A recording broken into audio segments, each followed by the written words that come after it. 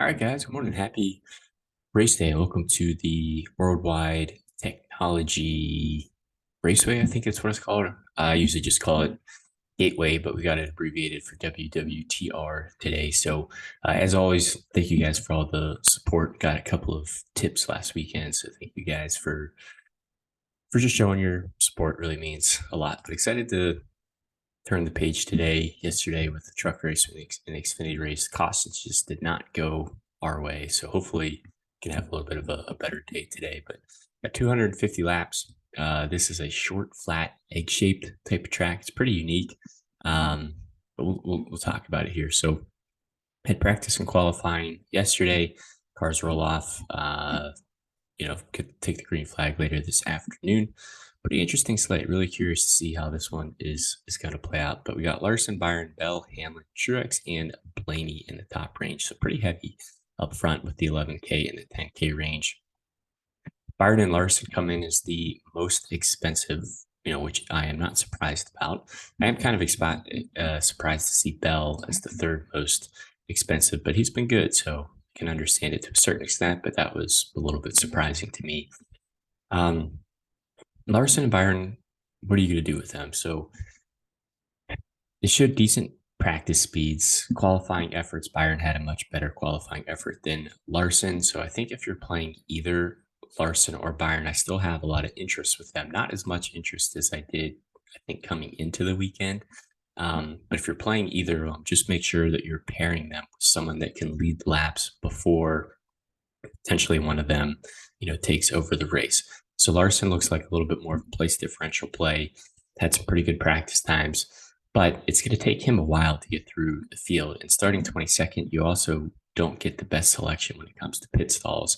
And we know, like, for example, last week we saw Byron have the number one pit stall, and his pit crew was consistently able to get him out front and give him a chance to win that race. Now, Blaney just had a super fast car and was able to pass Byron most of the times, but that was a good way for Byron to continue to gain position. So Kyle Busch starts first, so he's going to have the first pit stall. So there's a lot of factors leading into, hey, I think Kyle Busch is going to be the early lap leader. So if you're playing Larson and or Byron, just make sure you are pairing them with an early lap leader, whether that's Blaney, Hamlin, Busch, maybe some combination of them. Still like Larson and Byron quite a bit. They've been extremely fast everywhere that we've gone.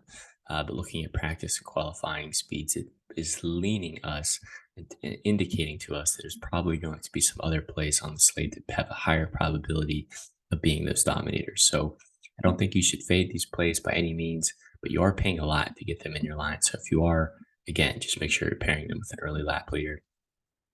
So for those reasons, I just have Larson and Byron projected higher than Christopher Bell, and I like his JGR teammates more than Christopher Bell. So it's not that I don't like him.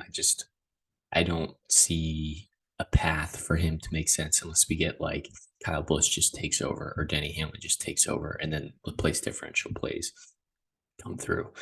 Hamlin's probably my favorite dominator play, maybe outside of Kyle Busch, just because Hamlin had a very fast car. He looks to have the best long run car as well. So if we are able to get some long green flag runs, especially with the track position that this team has, pit stall selection, I think that's going to help this team, assuming that it doesn't just turn into a caution fest. I think Hamlin should be able to work his way, through the field, even though he doesn't have to go through that many plays, but he should be inside the top five for most of the day, picking up fast laps, and it's probably only a matter of time before he gets out front and leads some laps. If you're playing Hamlin, you should like Truex for our, most of the same reasons. I just liked Hamlin's practice and qualifying, effort a little bit more than Truex's. So, both of them can't get points at the same time. So for me, I'm leaning more on Denny Hamlin than Truex, but I think Truex is a nice tournament play that I don't know a lot of people are going to go to. And then you got Blaney. So everyone's just assuming that Kyle Busch is going to be the early lap leader. That's what we're assuming. I have a ton more lineups with Kyle Busch than I do Blaney, but Blaney starts on the front row. It's pretty fast here last year. Good chance he could be the early lap leader too. You never know how this initial restart, the start of the race is going to go. So again, maybe if you're building 5 lineups, 4 of them have Bush, you throw one in with Blaney, or 3 of them have, excuse me, 3 of them have Bush, maybe 2 of them have Blaney. Really like Kyle Busch. Again, practice and qualifying, obviously his qualifying effort was the best. Practice times were pretty good, but I mean, we saw this last year. I mean, if you have clean air, like we even saw Michael McDowell get out front and hold the lead. So, Kyle Busch in an RCR car, pretty likely that he's going to maintain that track position. Like Ross Chastain a lot too, maybe a little bit more of a tournament play. He did have, like Hamlin, a good long run car. So, maybe you're playing Bush and you pair him with a Chastain. Maybe you're playing Hamlin. You also pair him with the Chastain. If you anticipate long green flag runs, these are the types of plays that we are projecting that should work their way through the field.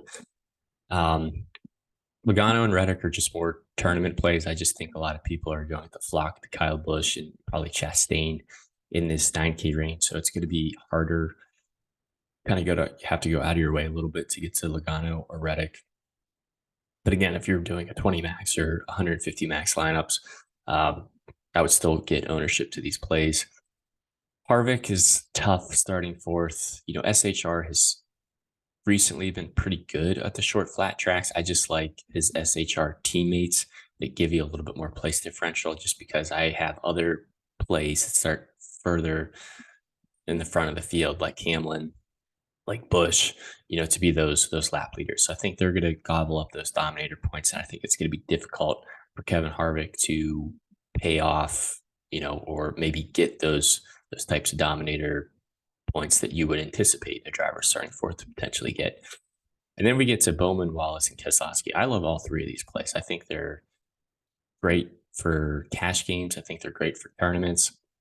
I like having 1 of them in your line. I like having 2 of them in your line, maybe potentially 3 of them in your line, just depending on what lap leaders you're going with. But I really like the place differential upside, the finishing potential that they get, and the discount that you get too. Like, obviously, I think Larson has a much better chance of being a lap leader than Bowman, Wallace, or Keselowski. But I mean, if you're going to pay for place differential, I'd much rather pay down for place differential with these types of plays than plugging in a Bell or Larson that you may or may not project to be a lap leader. So I'd rather just pay down and get these, like all 3 of them. Bowman would probably be my favorite, probably followed by Wallace and then Keselowski. Because of that, I'm just not really getting to Suarez. Gibbs, I think, is an interesting tournament play.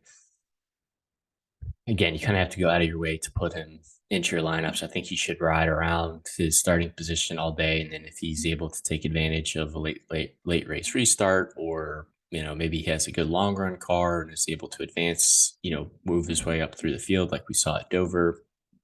Gibbs has flashes of speed, so I don't mind him for tournaments. Man, pretty tough if you're Chase Briscoe with that penalty this team got. Basically just eliminates them for any playoff contention. Even if they get a playoff win, they're still going to be in the hole every single round. So pretty tough for the 14 team. But I actually do like him a lot coming into this weekend. SHR has been pretty bad, pretty much every single track type except these short flat tracks. And that's kind of what we're at this weekend. So pretty good practice times. Maybe people are going to be off of him based on the large penalty that this team got. But I like him, another place differential play you can feel good about. Same with Busher. I just like Briscoe, LaJoy, and Almirola a little bit more. I like LaJoy based off of the equipment that he's in. He's in Hendrick Motorsports 9 machine. Pretty rough start of the weekend for this team, though, with pretty poor qualifying and practice time. So not what you want to see if you're Corey LaJoy. Hopefully he can bounce back, but it's still a Hendrick Motorsports car for $7,400. And then Almirola really liked the value here, $7,200, starting 24th. Really, really good at these short flat tracks. You see that reflected in his practice times, gives you some place differential starting 24th. So I really like LaJoy and Almirola out of this range. And if you want to get a little bit different, maybe looking at a Briscoe and or Busher as a potential pivot.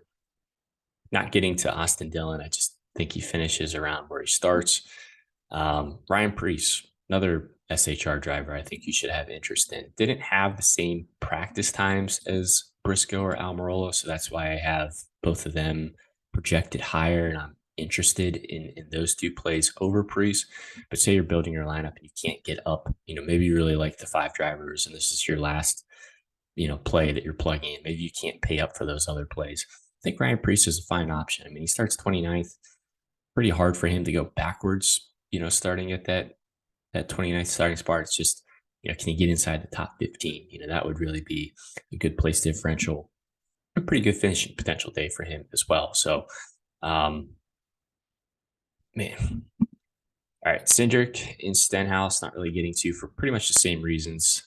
Sorry, I feel like I'm going to sneeze here.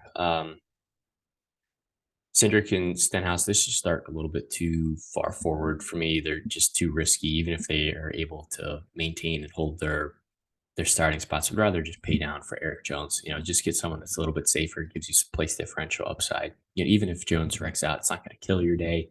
If Cindric or Stenhouse wreck out, that is going to kill your day. The Collard boys, Allmendinger and Haley. AJ starts a little bit too far forward for me. I think Haley just finishes around where he does. I'd much rather pay down for the front row motorsports boys and McDowell and Gilliland, who finally gets back his 38 car. Really like McDowell a lot. McDowell's going to be a very high owned core play for me. Really liked his practice times. I like his place differential upside that he offers. Looking at similar track types, McDowell has been pretty good here. So if McDowell's been pretty good, I think that team has something figured out. I think they'll be able to pass some of the notes along to Todd Gill, and I think both of them should perform pretty well. I like McDowell a lot, but if you need two punt plays, these would be my favorite two. Hocevar's first Cup start, starts 26, pretty good.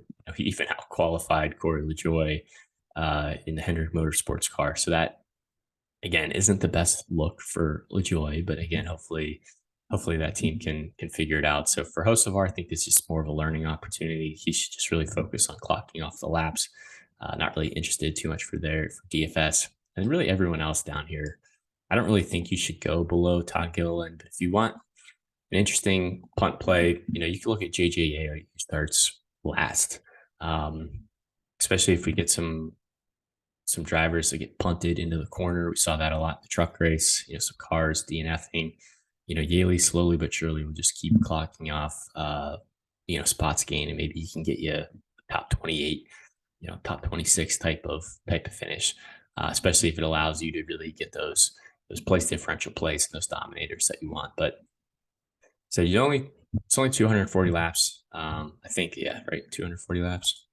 Yeah, 240 laps. So this race should go by pretty quickly. Should be a fun one. But yeah, hopefully that was helpful for you guys. I know it's a little bit later getting the video out than we anticipated. Just been busy weekend. So thank you guys for all the support. We'll catch you guys next weekend, and best of luck today.